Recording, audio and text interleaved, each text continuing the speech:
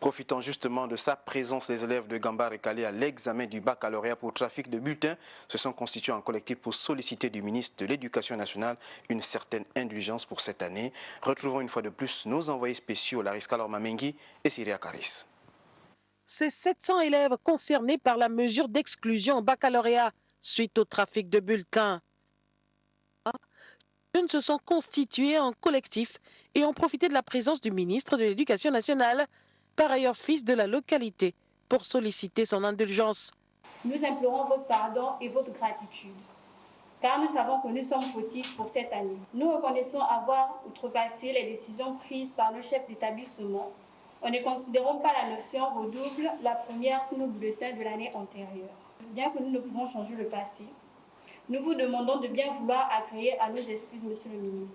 En réponse à ces doléances, Patrick Mogama Daouda n'est pas allé par le dos de la cuillère. Nous sommes dans l'examen de recours. Je peux déplorer que certains élèves n'aient pas suivi cette procédure-là et sont passés tout de suite à la demande d'indulgence.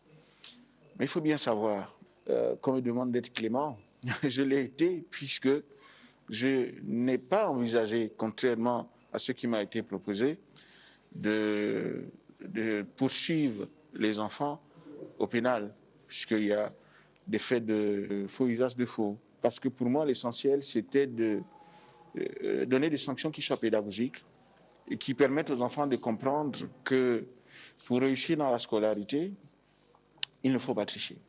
Aux membres du gouvernement d'ajouter que ce n'est pas de gaieté de cœur que de telles décisions sont prises à l'endroit des jeunes Gabonais. Seulement, c'est le prix à payer pour assainir le milieu éducatif et rendre au précieux sésame ses lettres de noblesse.